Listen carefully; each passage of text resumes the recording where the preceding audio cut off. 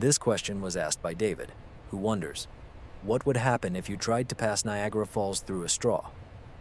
The short answer, you would face issues with the International Niagara Committee, the International Niagara Control Commission, the International Joint Commission, the Working Committee of the International Niagara Commission, and likely the Great Lakes and St. Lawrence River Adaptive Management Committee. Also, the Earth would be destroyed. Although this is not entirely true, to risk stating the obvious, the real answer is that Niagara Falls cannot fit into a straw. If you try to make water flow through a straw by building a dam with a hole the size of a straw, only a small part of the water from Niagara will pass through, while the rest will accumulate behind the dam until it overflows. There's a limit to how quickly liquids can pass through holes. If you pump liquid from a wide channel into a narrower one, it speeds up, but only to a certain point. Eventually, the flow can be blocked. For example, water always strives to boil, but this is usually restrained by atmospheric pressure.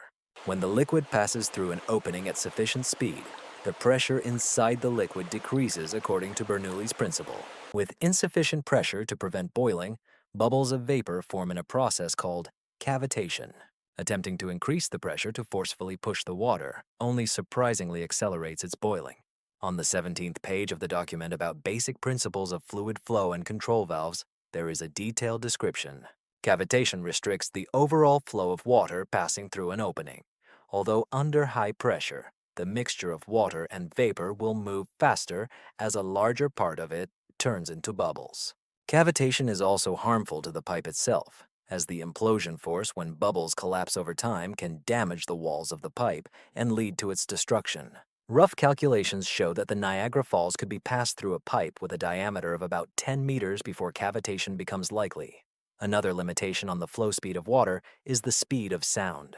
You can use pressure to accelerate liquid through an opening faster than the speed of sound in that liquid. However, in practice, water rarely reaches this limit, as the speed of sound in water is very high. If you try to make water, which is quite heavy, move at such speed, it usually starts to ignore turns in the pipes. So, at what speed should the water of Niagara Falls flow to pass through a straw? This is easy to calculate. All we need to know is the flow rate over the waterfall and the area required for passage. The flow rate of water over Niagara Falls is no less than 100,000 cubic feet per second, which is actually mandated by law.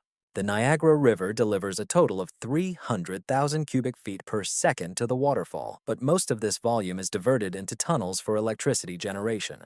People get very upset if you turn off the most famous waterfall in the world, so it's necessary to leave at least 100,000 cubic feet per second for everyone to admire the waterfall. At night, or in the off-season, this volume decreases to 50,000. Of course, if you try to redirect water into a straw, you will violate the international treaty signed in 1950, which establishes a minimum flow of 100,000 cubic feet per second. A regular straw has a diameter of about 7 millimeters. To know the speed at which water moves, one must divide the volumetric flow rate by the cross-sectional area. It turns out that water will move at a speed of a quarter of the speed of light. On the positive side, we no longer need to worry about cavitation, because at such high energies, everything becomes plasma, and the concepts of boiling and cavitation cease to make sense. Instead, water molecules can trigger various exciting nuclear reactions. On the other hand, no machine can accelerate such a quantity of water to relativistic speeds. Particle accelerators can accelerate something to such speeds, but they usually work with small volumes of gas. You can't just connect Niagara Falls to the accelerator's input, and if it were possible, scientists would be very angry. However, perhaps it's for the best, as the power of a particle created in such a scenario would be greater than all the solar energy hitting the Earth. Your waterfall could generate power equal to that of a small star, and its heat and light would quickly raise the temperature on our planet, boil the oceans, and make Earth uninhabitable. In that case, you would be in big trouble with the International Niagara Committee.